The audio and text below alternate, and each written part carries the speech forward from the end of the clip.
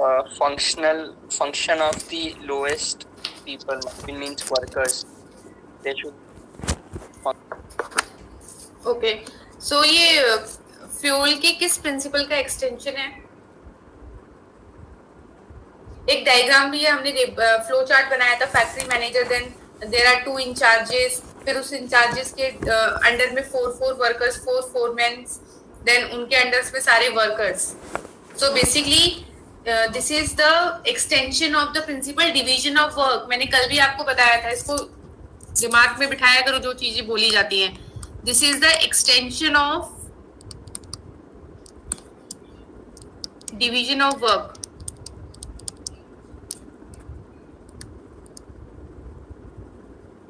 ये division of work का extension ही है. अब अकॉर्डिंग टू दिस प्रिंसिपल, अच्छा okay, first of all tell me what is the meaning of foremanship? Who is foreman? The workers. Okay, all the workers, चाहे वो senior level पे बात हो रही हो, चाहे वो जूनियर पे, अकॉर्डिंग टू हाईएस्ट और लोएस्ट रैंकिंग आप बोल सकते हो, बट ऑल द वर्कर्स जो भी एक साथ मिलके काम कर रहे हैं किसी भी ऑर्गेनाइजेशन में. तो बेसिकली यहाँ पे जो टेलर ने क्या बोला है इस मेथड में, इस साइंटिफिक मेथड में, because Taylor's all the principles are based on the scientific and new technology, sorry new techniques. उसको टेलर ने जो भी ट्रेडिशनल टेक्निक्स थी, ट्रेडिशनल मेथड से उसको बाइकआउट करने के लिए बोला, अडॉप्ट करने के लिए बोला कि न्यू टेक्निक्स को and new scientific research and scientific management को अडॉप्ट करना है. तो इन functional, and this is important, मैंने आपको कल भी बताया था, बिल्कुल दिमाग से ध्यान से सुनेंगे इसको आज. सो फंक्शनल फोरमैनशिप में बेसिकली जो ये सिस्टम है, सो बेसिकली दिस सिस्टम, ये एक फैक्ट्री सिस्टम में अप्लाइड होगा. जैसे अगर हम नॉर्मली एक फैक्ट्री या एक ऑर्गेनाइजेशन में बात करते हैं तो फैक्ट्री में होगा. अब यहाँ पे टेलर ने क्या बोला है कि इम्प्रूव करने के लिए, परफॉर्मेंस को इम्प्रूव करने के लिए हमें क्या करना पड़ेगा, जो फोरमैन है, जो लोग हैं, उनके रोल को क्या करना पड़ेगा, आइडेंटिफाई करना पड़ेगा. इट मींस देखो यहाँ पे डिवीजन ऑफ वर्क में क्या था, फ्यूल ने क्या बोला कि we have to divide the work according to their ability. हमें एक जो टास्क है उसको स्मॉल पार्ट्स में डिवाइड करना है. एंड फ्यूल ने भी ये बात बोली थी कि we divided the work according to their capability और एबिलिटी, कि वो किस तरीके से, कौन सा पर्सन उस वर्क को हैंडल कर सकता है. तो सेम बात यहाँ पे टेलर भी बोल रहे, बट इन्होंने थोड़ा और साइंटिफिक तरीके से बोला. इन्होंने बोला कि इस टेक्निक्स को किस तरीके से एक ऑर्गेनाइजेशन में अडॉप्ट करना है. तो ये डायग्राम आपको लर्न करना ही है. सबसे पहले अगर हम देखें यहाँ पे, तो फर्स्ट पर्सन जो आएगा that is factory manager.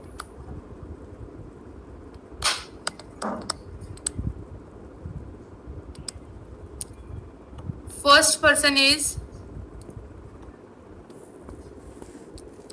Factory manager.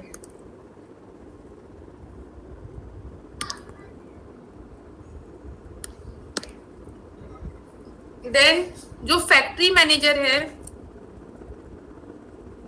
Factory manager के अंडर में 2 इंचार्जेस दिए हैं.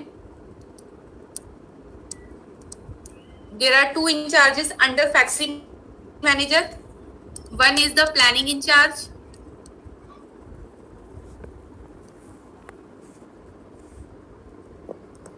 One is the planning in charge and second is the production in charge.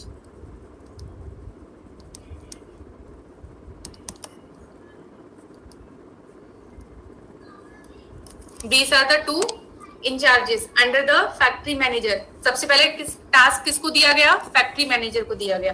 अब फैक्ट्री मैनेजर के अंडर में 2 और इंचार्जेस दिए गए, एक प्लानिंग इंचार्ज है और एक प्रोडक्शन इंचार्ज है. प्लानिंग इंचार्ज क्या है, प्लानिंग अब बोला है कि जब ये 2 स्पेशलाइज्ड को हमने डिवाइड कर दिया, 2 स्पेशलिस्ट को डिवाइड कर दिया, अब इनके पास हर एक इंचार्ज को एक 4 फोरमैनशिप देना है, 4 फोरमैन ग्रुप बनाना है, जिसके अंदर में 4 वर्कर्स आएंगे. 4 वर्कर इट मीन 4 फोरमैन हम यूज करेंगे. हर जगह वर्कर की जगह फोरमैन यूज करेंगे, क्योंकि हम यहाँ सिर्फ लेबर की बात नहीं कर रहे हैं. अगर हम एम्प्लॉय की बात करें तो उसमें सारे आ जाएंगे. और हमें इसको डिवाइड कैसे करना है, चाहे हम इसको लोएस्ट रैंकिंग भी कर सकते हैं, हाईएस्ट रैंकिंग. तो हम यहाँ पे क्या कर रहे हैं, हाईएस्ट रैंकिंग, कि सबसे पहले factory manager highest ranking, then आते हैं planning incharge and production incharge. Now अगर हम इसके बाद जो प्लानिंग इंचार्ज, जैसे कि मैंने आपको बताया, प्लानिंग इंचार्ज के अंडर में ही 4 लोगों को डिवाइड करना है, 4 पर्सन्स को. That is your 1 2 3 and 4. 4 person है। अब देखिए 4 पर्सन कौन कौन से हो जाएंगे इसके अंदर। फर्स्ट हो जाएगा आपका इंस्ट्रक्शन क्लर्क, जो इंस्ट्रक्शंस प्रोवाइड करेगा। Then second person is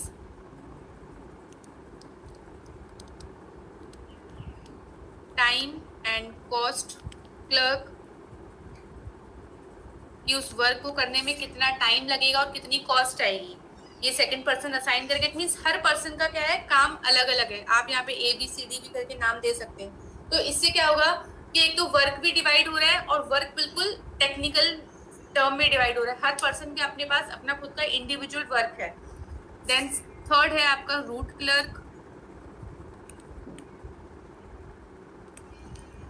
and fourth is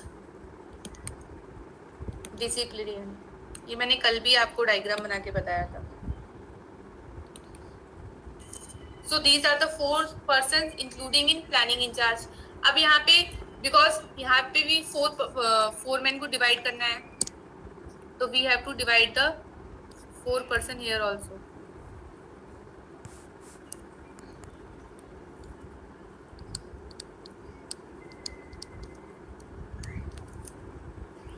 so यहाँ पर जो आएंगे that is your first speed boss, then second is repair boss,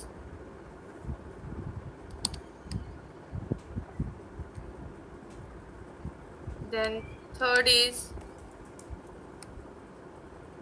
gang boss and fourth is inspector. Clear? ये डिवीजन हो गया। पहले factory manager, then there are 2 incharges, यहाँ पे एक प्लानिंग इंचार्ज और एक प्रोडक्शन इंचार्ज है। फिर प्लानिंग इंचार्ज को 4 और सुपरवाइजर्स दिए हैं, प्रोडक्शन इंचार्ज को 4 और सुपरवाइजर्स दिए हैं। इसके बाद इन्होंने क्या किया कि इनके ही अंडर में इन 8 सुपरवाइजर के अंडर में सारे एम्प्लॉयज आपके आ जाएंगे। एम्प्लॉयज इट मींस अब लोएस्ट रैंकिंग वाले आ जाएंगे, 4 मैन। अब जो लोएस्ट रैंकिंग वाले 4 मैन है वो कौन है? They are workers. Clear? So this is the process of functional foremanship. ये टेलर ने बोला है कि इस टेक्निक को अडॉप्ट करना है, and this is the extension of division of work. ये एक तरीके से काम को डिवाइड ही कर रहा है but in a proper scientific manner. Clear? कुछ डाउट?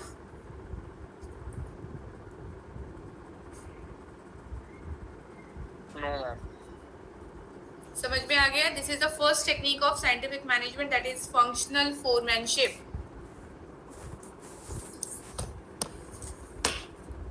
यहाँ पे जितने भी 8 पर्सन असाइन किए हैं सबका अपना इंडिविजुअल वर्क है और वो सारा वर्क क्या है, इंटर रिलेटेड भी है।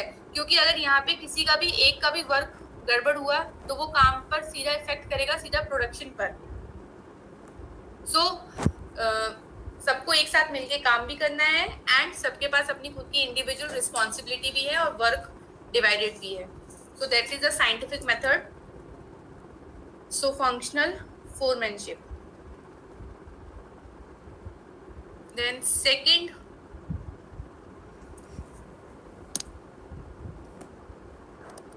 technique is standardization,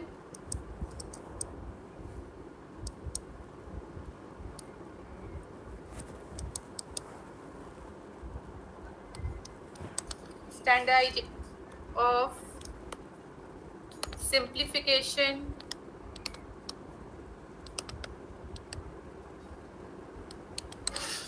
of work.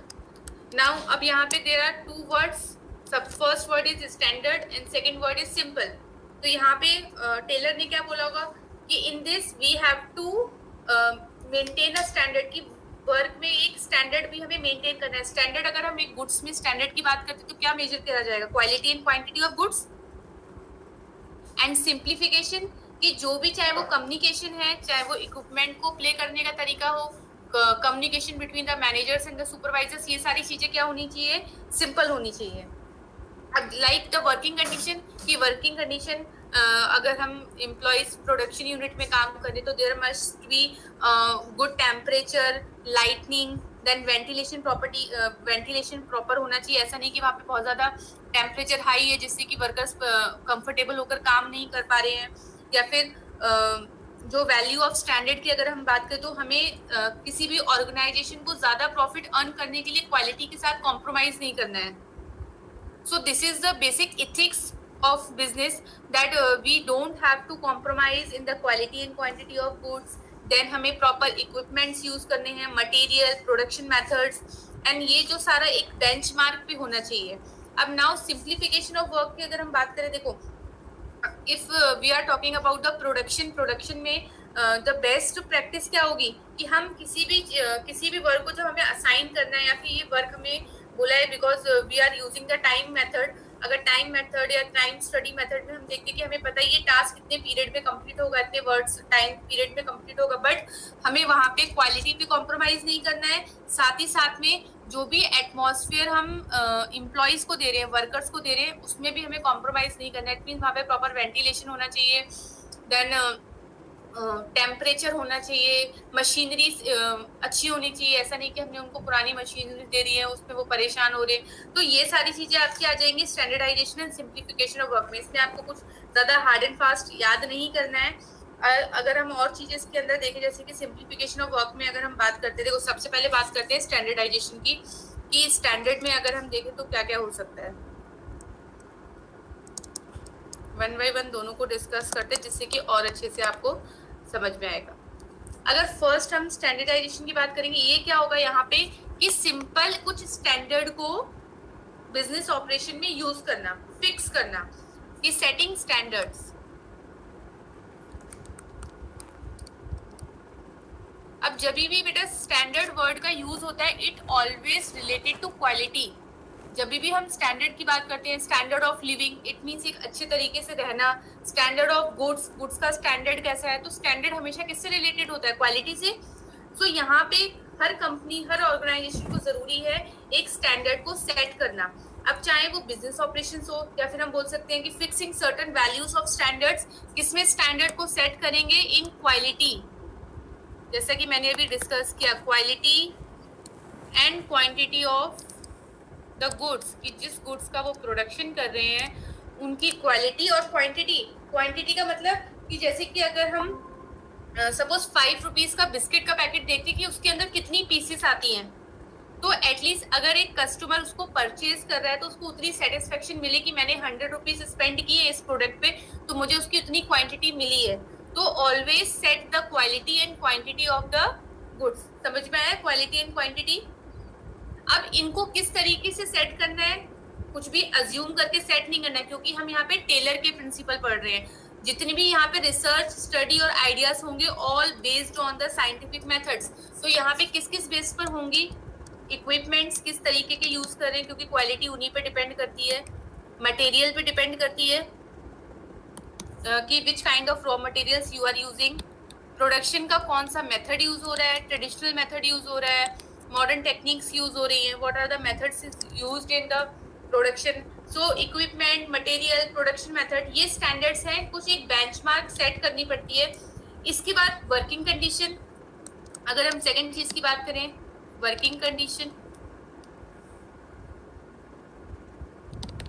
अब वर्किंग कंडीशन कैसी प्रोवाइड होनी चाहिए, उसमें भी कुछ स्टैंडर्डाइजेशन होना चाहिए, यस और नो। अगर सपोज हम किसी ऑफिस में जाते हैं, हमें किसी भी कंपनी की नॉलेज नहीं है, ठीक है, हम किसी भी ऑफिस में जाएंगे और हमें उस ऑफिस से, अब चलो ऑफिस छोड़ दो, आप लोगों ने बैंक्स में, आप लोग डेफिनेटली सभी लोग एक आध बार तो कभी गए होंगे बैंक में, गए हो, यस और नो। सो अगर आप लोग जैसे एक बार गवर्नमेंट बैंक में जाकर देखो और एक बार प्राइवेट बैंक में जाके देखो, वहां पे आपको उनका सिटिंग अरेंजमेंट, उनके पास फैसिलिटीज क्या है, वो एम्प्लॉयज को किस तरीके की सर्विस दे रहे हैं, आपको बहुत डिफरेंसेस मिलेंगे। उनके ऑफिसेस इतने लेविश नहीं होंगे गवर्नमेंट के, उसी के कंपेयर में अगर हम प्राइवेट बैंक्स में जाते हैं, फॉरेन बैंक्स में जाते हैं, तो वहां पे आपको उनके ऑफिस उतने ही लेविश मिलेंगे। इट मीन्स वो अपने कंपनी को थोड़ा सा एक स्टैंडर्ड उन्होंने मेंटेन रखा है, एक बेंचमार्क उन्होंने बना रखा है कि क्या हमारी स्टैंडर्डाइजेशन है। या फिर हम सेम ऐसी रेस्टोरेंट की बात करें, से एक वही आप पिज्जा कहीं और नॉर्मल से कहीं पे खा कर आओ, वही आप कहीं डोमिनोज में और पिज्जा हट्स में जाते हो, उनके अपनी खुद की एक बेंचमार्क है, प्रॉपर उनका आउटलुक, उनका वे ऑफ प्रेजेंटेशन, उनका टेस्ट, वो आपको हमेशा सिमिलर मिलेगा। आप कहीं कहीं भी जाके खाते तो वो उन्होंने एक बेंचमार्क सेट किया है। इसी तरीके से कंपनीज भी क्या करती है, अपनी कंपनीज अपने प्रोडक्ट की क्वालिटी और गुडविल को इंक्रीज करने के लिए एक बेंचमार्क सेट करती हैं। सो वो किस तरीके से सेट होगा, दैट इज द रीजंस, क्या क्या होने चाहिए कि हमें क्वालिटी एंड क्वांटिटी पे देखना चाहिए। Then what are the equipments, किस तरीके के इक्विपमेंट्स यूज हो रहे हैं, प्रोडक्शन मेथड्स क्या है। देन वर्किंग कंडीशन की बात करें तो लाइटनिंग कैसी है, टेम्परेचर कैसा है, उस प्लेस में ह्यूमिडिटी तो नहीं है, ये सारी चीजें हमें प्रॉपरली स्टैंडर्ड में सेट करनी है। अच्छा, मुझे कोई बता सकता है इसके पीछे एम क्या है? अभी डिस्कस किया एम कि उन्हें अपना रेपुटेशन, अपनी गुडविल को किस तरीके से वो इंक्रीज करेंगे, उनके कस्टमर्स ट्रस्ट इंक्रीज होगा towards the organization. So this is the first meaning of first words meaning standardization. Clear? इसमें किसी को कुछ डाउट है?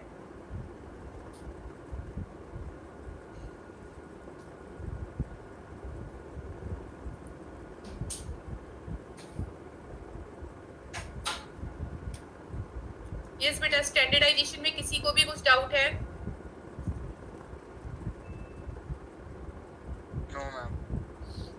आप लोग भी अपने कुछ आइडियाज दे सकते हो किस तरीके से कंपनी अपने एक बेंचमार्क सेट कर सकती है, और क्या क्या चीजें कर सकती है कंपनी।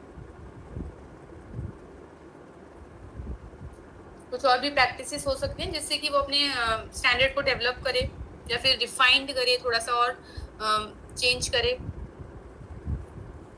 और कुछ हो सकता है, वेरियस स्टडीज हो सकती है, टेक्निक स्टडी हो सकती है, वर्क स्टडी हो सकता है, ऑर्गेनाइजेशन के अंदर मेथड स्टडी हो सकती है। कि सपोज हमने डिसाइड किया था कि इस काम को करने में लगभग हमने अज्यूम किया कि इतना टाइम लगता है, and we are assuming from our past experience, क्योंकि हम यहाँ पे कुछ भी ऐसे हवा में अज्यूम नहीं करेंगे। हम टेलर में जब भी डिस्कस करते हैं तो टेलर में जो भी चीजें होंगी वो साइंटिफिक होंगी, बिकॉज हमने अपने पास्ट एक्सपीरियंस से डिसाइड किया कि इस काम को करने में, इस टास्क को कंप्लीट करने में इतना टाइम लग रहा है। फिर भी अगर कुछ वर्कर्स उस काम को उतने टाइम में कंप्लीट नहीं कर पा रहे हैं तो डेफिनेटली वहां पे कुछ ना कुछ प्रॉब्लम है। तो हमें उसको क्या करना है, स्टडी करना है, अगेन उस टेक्निक को स्टडी करना है, देखना है कहाँ पे प्रॉब्लम है और उसको क्लियर करना है कि उतना टाइम क्यों नहीं लग रहा है। और अगर उतना टाइम नहीं लग रहा है तो फिर हमें अपनी टाइम स्टडी को क्या करना है, फिर से थोड़ा सा चेंज करना है। तो ये सारी चीजें नॉर्मली ऑर्गेनाइजेशन में होती हैं, टाइम टू टाइम वो लोग करते हैं अच्छे से स्मूथली काम होने के लिए। अब now coming to simplification of work. अब सिंप्लीफिकेशन क्या होगा आपके अकॉर्डिंग? सिंप्लीफिकेशन क्या हो सकता है, बता सकते हो? सिंप्लीफिकेशन अगर हम अकॉर्डिंग टू उनके पॉइंट ऑफ व्यू से, ऑर्गेनाइजेशन के पॉइंट ऑफ व्यू से क्या हो सकता है? वर्क को इजी करना। यस, वर्क को इजी करना। अब उनका जो मेन टास्क है वो क्या है, वर्क को इजी करना, बट ऐसा भी इजी नहीं करना है कि आपके प्रोडक्शन पे ही उसका इफेक्ट पड़े। अच्छा, वर्क को इजी करेंगे, ओके, वर्क को इजी करेंगे तो सबसे पहले कंपनी को क्या बेनिफिट्स होंगे? अगर आप वर्क को इजी कर देते हो, यू आर ओनर, आपके पास आपके अंडर में 50 वर्कर्स हैं, आपने वर्क को इजी किया, टाइम कंज्यूमिंग प्रोसेस कम हो गया, तो ये काम आपने इजी कर दिया। अब आपको क्या और क्या फायदा मिलेगा?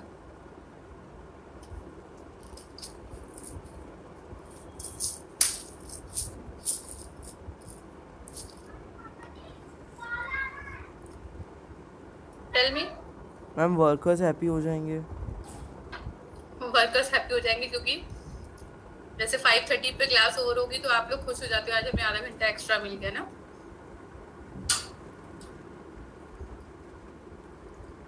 ओके, सो बेसिकली काम को सिंपल करना।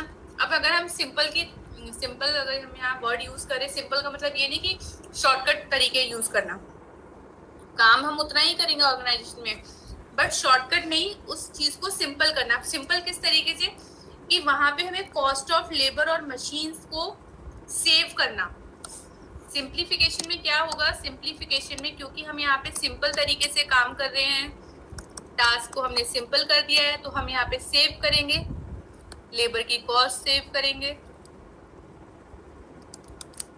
मशीनरी सेव करेंगे, ज्यादा काम नहीं होगा मशीनरी पे। देन टूल्स, इसके बाद इन सब चीजों से क्या होगा, इन्वेंट्री जो हमारा स्टॉक है वो क्या होगा, रिड्यूस हो जाएगा। देन सपोज आपके ऑर्गेनाइजेशन में यू हैव 100 एम्प्लॉइज, आपके पास 100 एम्प्लॉइज है। अब डेली उनका अटेंडेंस लेना है कि कौन सा एम्प्लॉय कितने बजे आया, क्योंकि सपोज आपका टाइमिंग है 8:30 AM और 8:45 के बाद आपको लेट फीस लगानी है, उनको फाइन लगाना है, सॉरी लेट फीस नहीं, फाइन लगाना है।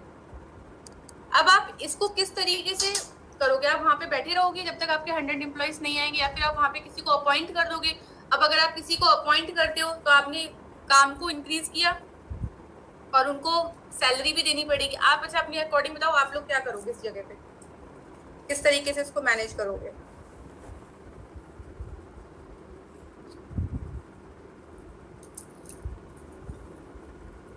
लगाओ दिमाग। अटेंडेंस लेना है उनका पूरे 100 एम्प्लॉइज का कि कौन कितने बजे आया है। मैम वो फिंगरप्रिंट वाला होता है ना, इससे पता चल जाता है कौन कितने बजे आया। ओके ठीक है, ये मेथड अच्छा है फिंगरप्रिंट का। किसी को बैठना भी नहीं, एक मशीनरी लगा दी है, वहाँ पे आपके पास कोई एम्प्लॉय भी नहीं और वो नोट भी करता रहेगा। तो that is the simple method, और उनके लिए भी इजी है। जो एम्प्लॉयज आ रहे हैं उनको भी वहाँ पे लाइन में नहीं खड़ा रहना है, वेट नहीं करना है अपनी टर्न का, मस्टर्ड पे साइन नहीं करने हैं। वो भी आएंगे, फिंगरप्रिंट लगाएंगे, और ज्यादा एम्प्लॉय तो हम 5-6 लगा देंगे, कम है तो उतने कर देंगे, we can manage. So first is fingerprint. और क्या हो सकता है?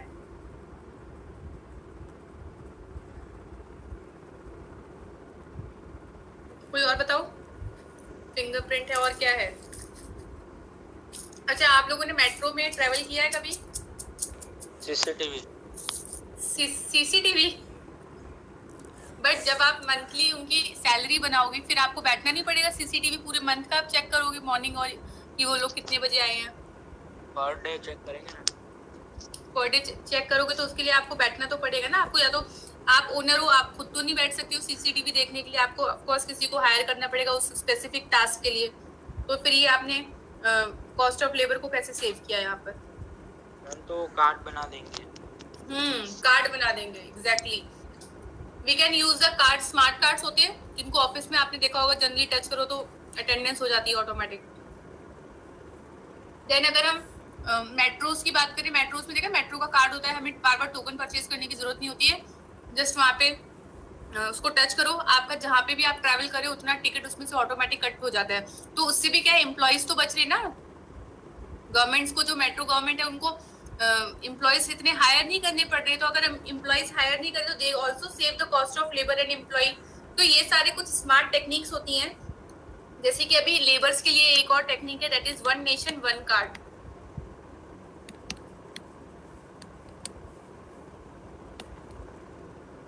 एंड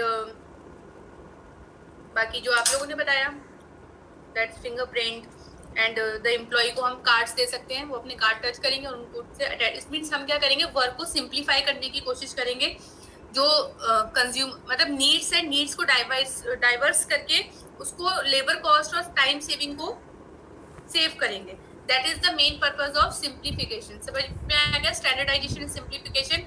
स्टैंडर्डाइजेशन का मतलब अपने एक बेंचमार्क सेट करना, टेक्निक्स, एक स्टैंडर्ड को सेट करना। हर फेज में बिजनेस ऑपरेशन के जितने भी फेजेस होते हैं, हर फेज में एक स्टैंडर्ड को मेंटेन रखना, चाहे वो गुड्स की क्वालिटी की बात हो, क्वांटिटी की बात हो, एम्प्लॉयज की वर्किंग कंडीशन की बात हो, हर चीज में एक proper standard.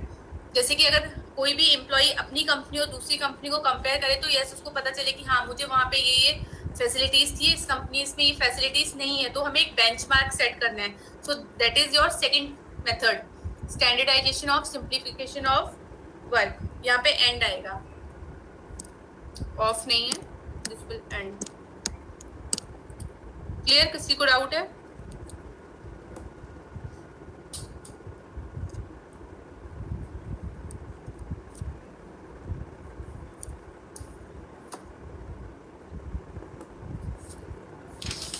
Yes or no? No ma'am, no, नहीं समझ में आया? नहीं डाउट नहीं है। अच्छा डाउट नहीं है, ओके।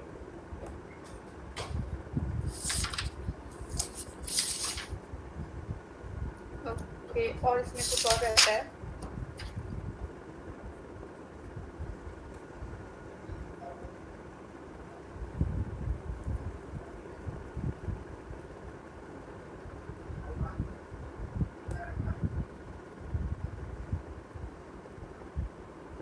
ओके, सो अभी चैप्टर सेकंड में इतना ही करेंगे। मैं अब आप लोग क्या करेंगे, देखिए कल आपका बीएस, कल है आपका बीएस का आफ्टर टुमारो ना, कल नहीं,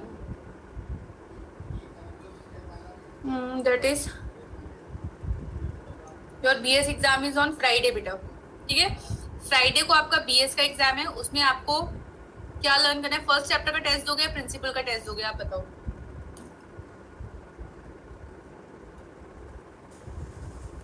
किसका टेस्ट देना है? चैप्टर में आपको जो चैप्टर नंबर 1 है सारा ही कवर हो जाएगा। देखिए फर्स्ट आपको क्या पढ़ना है, इम्पोर्टेंट में आपको पढ़ना है मैनेजमेंट के functions. Yes,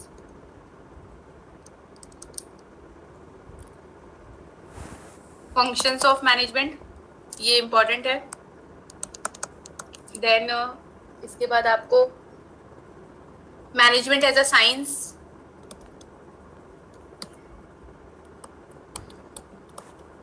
arts and profession,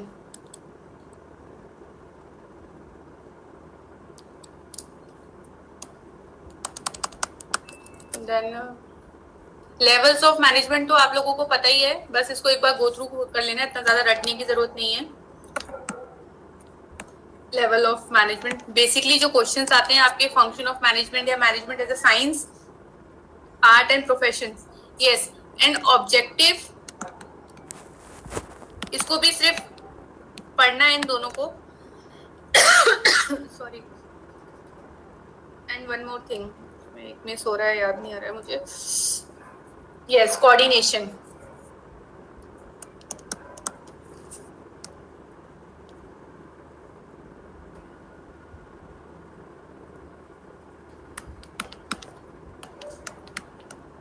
importance of coordination, first chapter में आपको बस इतना ही पढ़ना है।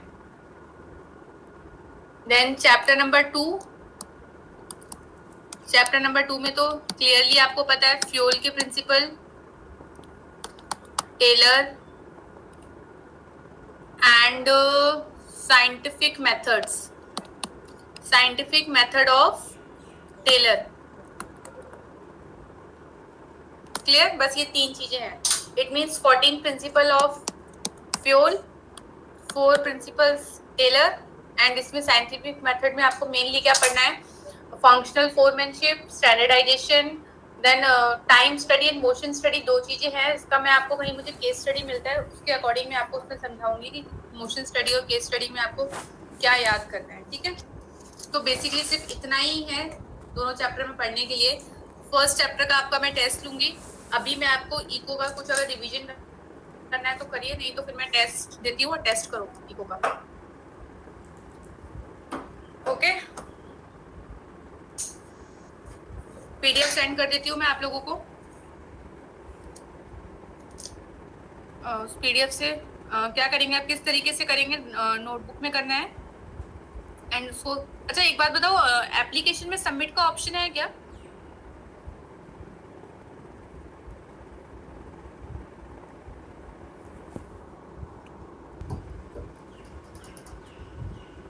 No ma'am. पीडीएफ सेंड कर रही हूँ आप लोगों को, उसको आपको प्रॉपर अपना नेम वगैरह मेंशन करके लिखना है और सबमिट करना है। ओके, और टाइम नहीं लेना है उतना ही, 6 o'clock तक 10 मिनट्स में आपको एक्स्ट्रा दे रही हूँ। यस भार्गव, बोलो बेटा। मतलब ऐप पे आपको शायद वो कुछ डालना पड़ेगा तो हम सबमिट करते हैं। अच्छा, एक तो मुझे एप्लीकेशन का कुछ पता नहीं है इतना ज़्यादा ना, मेरे स्क्रीन में कुछ दिखता ही नहीं है, सिर्फ होम बैचेस और कुछ मैसेज सेंड करना है बस, इसके अलावा कोई और फंक्शन नहीं है। मे बी स्टूडेंट वाला होगा तो उसमें कुछ अलग चीज़ें होंगी। कोई बात नहीं, आप ना ग्रुप में ही सेंड कर दो, ओके, व्हाट्सएप में ही सेंड कर देना। ओके डन, क्योंकि आज सर बोल रहे थे कि आप ऐप पे सेंड करो इसलिए। ओके, तो मुझे एक्चुअली ऐप का आपके पास ऑप्शन है उसमें सबमिट करने का? मुझे भी खास कुछ आइडिया नहीं है। क्योंकि मुझे भी इसमें कुछ समझ में नहीं आ रहा है, क्योंकि इसमें सिर्फ वो वाला टेस्ट तो है, that is your MCQ test तो है, पर खुद अपलोड कहाँ करना है? क्योंकि लिखना ही पड़ेगा अपलोड। असाइनमेंट से कर सकते हैं क्या हम? आप ऐसे कुछ भी असाइनमेंट रखो तो फिर हम उसमें नहीं, submit असाइनमेंट्स तो ऑप्शन है, असाइनमेंट का ऑप्शन तो आ रहा है, बट असाइनमेंट में मुझे लिखना पड़ेगा। यहाँ पे सबमिट का ऑप्शन नहीं, इसे जो फाइल अटैच करने का कुछ ऑप्शन नहीं आ रहा है। मैं फाइल में यहाँ पे भेज दो और आप कुछ भी असाइनमेंट में लिख दो। जैसे ऐड असाइनमेंट है, अच्छा ओके ओके है just a minute. You can attach up to 20 files, maximum file size that can be attach is 40 MB। Images भी कर सकते हैं, ओके ठीक है, फिर मैं आपको इसी में ऐड कर देती हूँ ऐप में। रुको, just give me a minute.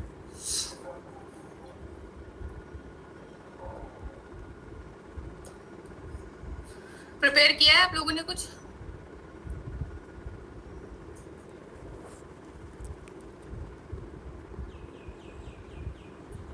हाँ थोड़ा सा।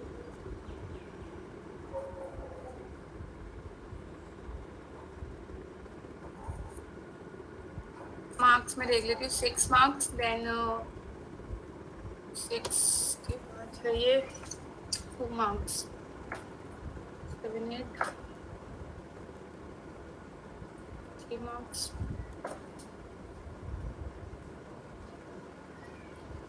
after that 1 2 3 4 5 6 7 8 means 4 marks, 6 7 8 9 15 5 marks का एक क्वेश्चन कम है, जस्ट अ मिनट है, एक क्वेश्चन और डाल देती हूँ, देन 20 मार्क्स का आपका पेपर हो जाएगा।